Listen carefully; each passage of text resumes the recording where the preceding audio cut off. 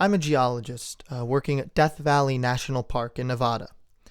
Over the last few months, we've been studying the geological formation dubbed Devil's Hole. I'll post a picture of what it looks like for those interested. Anyway, I've always found this place somewhat disconcerting. We have a vague idea of how it came to be and what makes it do what it does, but there's something else. Something off. The other day, we sent a little submarine drone into the water to see if it could map out the labyrinthine cave system we know is there, but has been completely inaccessible for decades. Also, we wanted to find out how deep it really goes. The fact that an earthquake in China could cause the water to rise so substantially at this spot in Nevada, that makes us think it goes way deeper than the preliminary estimates. The sub started to map the first 50 feet. It was tough to get a great signal. The mineral content of the water was really inhospitable to the systems we use and how they communicate with one another. Not to mention the superheated water near the geothermal vents. Once you get down there, that could be enough to disable the drone entirely. Around 75 feet, the signal got really touchy.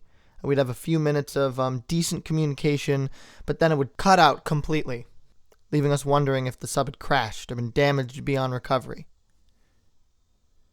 During the windows when we could move the drone, we explored from cave to cave and went deeper and deeper, and the water was well above boiling. As the pressure increased, so too did the temperature.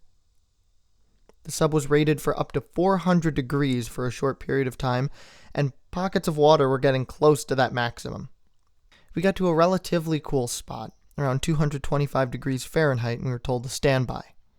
Greg, the guy who was operating the optical equipment on the drone, kept insisting that he was seeing flashes of light way below our position. I kept insisting that the equipment was malfunctioning and causing the flashes, but Greg wouldn't shut up about another sensor registering bursts of heat at the same time the flashes showed up.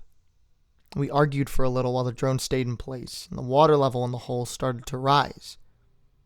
This was unexpected. A surprisingly little amount of seismic activity anywhere in the world was enough to move the water over here.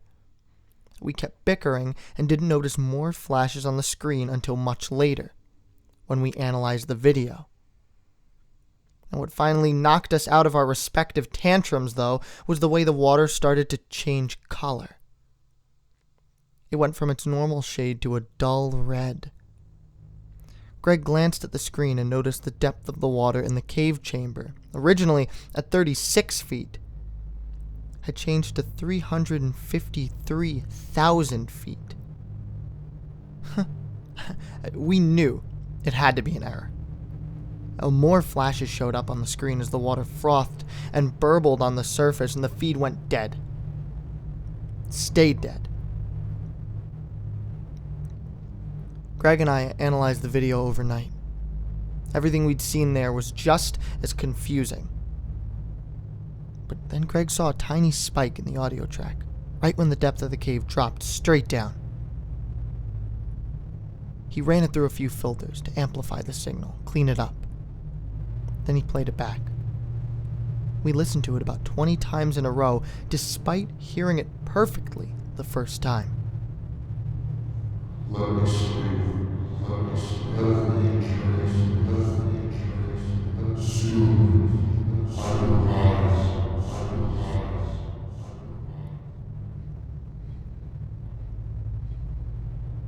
Corresponding with a massive increase in depth and the last word of the message, there was one more flash in the final video frame before the drone was lost. After Greg cleaned it up, we saw what it was.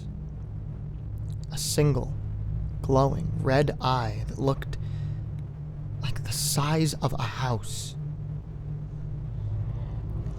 The size of a house from 353,000 feet above